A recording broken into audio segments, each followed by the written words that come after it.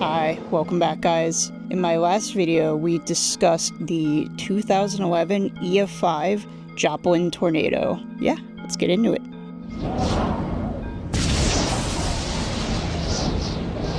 Now, what made the Joplin Tornado so unpredictable, it's not really just one reason alone. You had all different things going on. It was a pretty normal day. It started out hot and humid, graduation parties outside. So, just the Joplin community, they heard the warnings, they knew about them from the day prior, but they didn't really think anything of it. It was just a moderate risk at one point. So when you hear that, you're not really going to take it seriously. I mean, especially because they were constantly hearing alerts for storms, constantly, like sirens, everything. The first tornado warning being at 5:17 p.m. and when this tornado actually touched ground in Joplin at 5:34 p.m., that only gave residents and out-of-towners 20 minutes to figure it out, figure out a safe place, figure out where to go to seek shelter. And again, there are some people that probably were just like, oh, I'm going to keep driving. Because from what people were saying that day, it did look like a thunderstorm because the whole sky was just dark. I mean, it was a rain-wrapped storm, so you couldn't see a funnel. I don't think people really had a grasp of how bad this was going to be. We interrupt regular programming to bring you this weather alert. There was just a lot of miscommunication with alerts. Some residents said they didn't even receive alerts, or they received them late. Some people might have been getting them at 5:25, and the storm landed at 5:34 p.m. You had to act quick as soon as you found out about this. Also, which I haven't really seen mentioned too much often, north of Joplin, there was actually a second tornado forming. So people were getting alerts for that storm and not really a giant warning for the one that ended up hitting town like it did. You have miscommunication, you have folks that are they're just tired of all the warnings. They're hearing them every single day. They're hearing sirens every day. However, since 2011, there's been a lot of great changes to warning systems, alert times. It's just so much more accurate. And the NWS introduced something called impact-based warnings. It gives you more of an emphasis on how deadly a storm is going to be.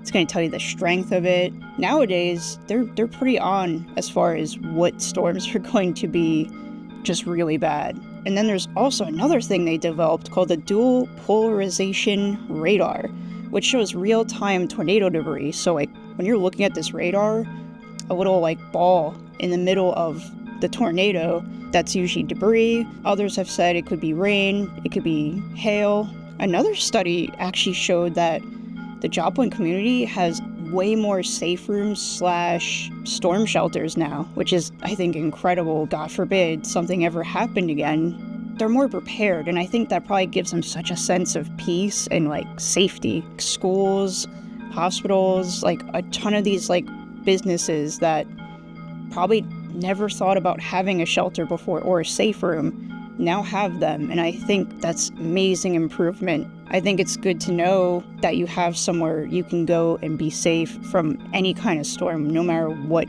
the strength is. All right, now let's talk about tornado missiles. So tornado missiles are described as just very highly flung debris that goes into buildings, houses, objects like cars. And this could range from anything. This can be plywood, this could be metal shards, this could be glass.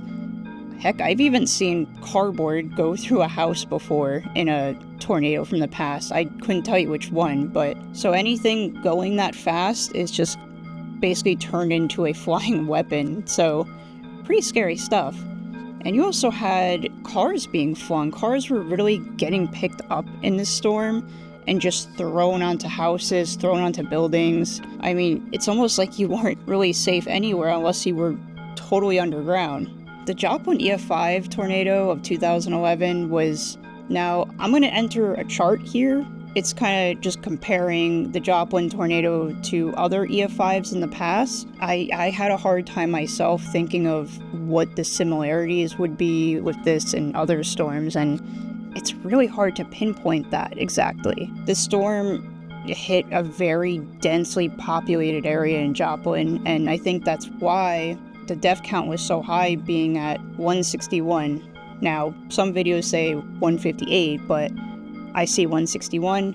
Regardless, just a lot of lives lost, and it's just very scary seeing that because, I mean, I think the last tornado of that magnitude, of that many victims lost, was back in like the tri-state tornado, I believe. And because of this tornado, its overall impact really changed like so many different things. Tornado like alerts and urgency to those alerts, like I mentioned earlier today, is so much better. Like, people really take this stuff seriously now because nobody wants to go through this again. It's traumatizing, it's scary, it's not something you will ever forget that happened in your life. I don't know how else to put it. I just always thought the storm was just so scary. Like, when I see the videos of the black sky, and, you know, if you don't have the eye for that kind of thing, like a tornado, you're not gonna know which direction it's coming from. You can't see the shape of it. It just looks like a mass coming to the ground, essentially, just dark and rainy and lightning. It just looks like a thunderstorm. But this storm moved through town so fast that it just was so hard, even in 20 minutes, for people to really react. Thank you guys so much for watching my part 2 of Joplin. I put a lot of time into the research of this. I was like 20 years old when this storm happened, so I remember it very clearly when it was on the news and Weather Channel, and seeing Mike Betts in front of St. John's Medical Center, and how daunting that was and so powerful, and it really stuck with me since then. So that's also why I wanted to make a part 2. I wanted to like really, hey, who knows, maybe I'll make a third. But until then, I will see you guys next week. Thank you so much. Bye.